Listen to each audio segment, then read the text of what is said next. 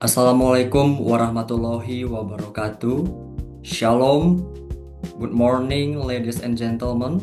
Thank you for the opportunity to present our research today. In this presentation, we will discuss the legal transformation of Indonesian narcotic law in ratification to be the 1961 United Nations Single Convention. Our focus is the evaluation how Indonesia has ratified and harmonized its national legislation with international obligation and what changes still remain. Ladies and gentlemen, this study was conducted by David Gracie Giovanni, Dewa Gede Sudi Kemangku, and Niputu Rayu Liartini from Universitas Pendidikan Ganesha. Our work examines the alignment between Indonesian narcotic law and the international framework established by the 1961 Single Convention.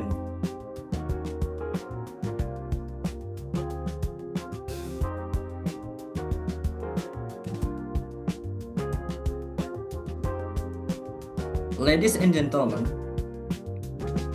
narcotica regulation plays critical roles in maintaining public order, health, and social morality.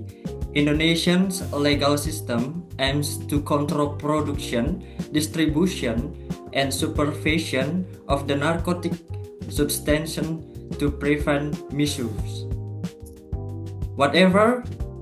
Whoever scientific advancement, especially concerning medical use, have created new tension between Indonesia's domestic law and international development.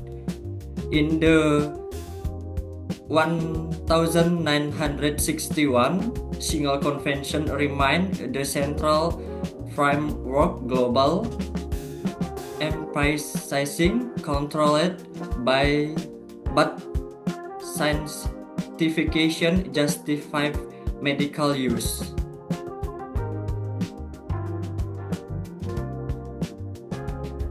Ladies and gentlemen, Indonesia ratified the 1961 Convention through Law Number 8 of 1776 and later operation its provision through Law Number 35 of 2009.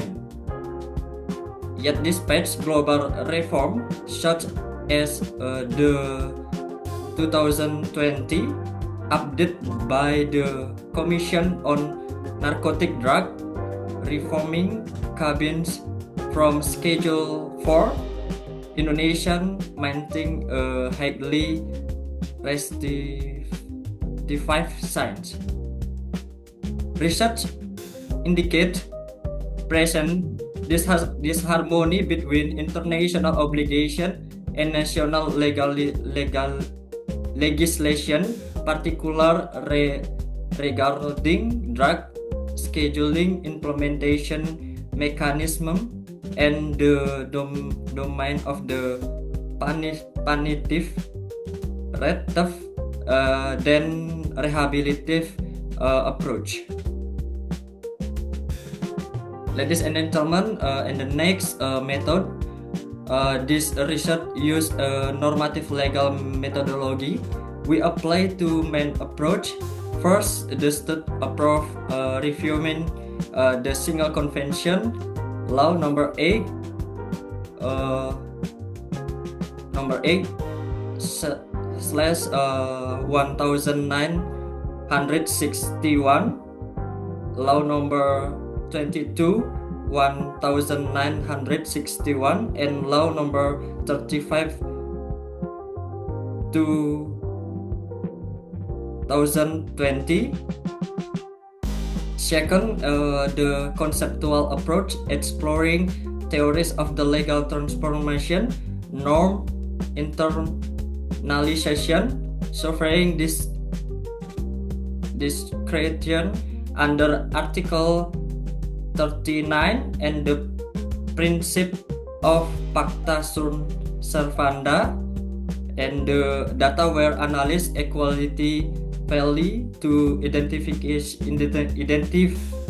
inconsistencies and gap in the harmonization process. And the next result, our findings show the Indonesian has fulfilled its formal ratification obligation, creating binding responsibilities under Pacta Sunt Servanda. However, substantial gaps remain. Number one, drug scheduling in Indonesia does not follow international update. And the number two, there is no systematic mechanism for regulator revision. And number three, cabin is still treated as a secreted prohibited substance with no medical consideration. And the next result, in addition, we identified several critical issues. Number one, Indonesian application of the death penalty goes beyond what the convention requires and raises human rights concern under ICCPR. Number two, criminalization remains highly repressive, overshadowing international recommended for health-based approach. And number three, regulator disharmony process among government agencies, creating police inconsistent and weakening enforcement. And the next in the discussion, Indonesian legal transformation has been largely formalistic, focus on ratification rather than substantive adoption. Article 39 of the convention allows states to adopt strict measure, but Indonesian application has become overly restrictive. We purpose the concept of responsive dualism, which balance national sovereign with sensitive advance and human rights standard. For effective harmonization, Indonesia must adopt dynamic mechanism to update regulation, integrate international scientific development, and transition toward a balanced health and law approach. And then in conclusion, in conclusion, Indonesian has fulfilled it is a norm, it is from obligation, but has not achieved substantive harmonization. Major gap process in the drug classification, criminal police, and healthy oriented framework. Overall, the current regulation system remain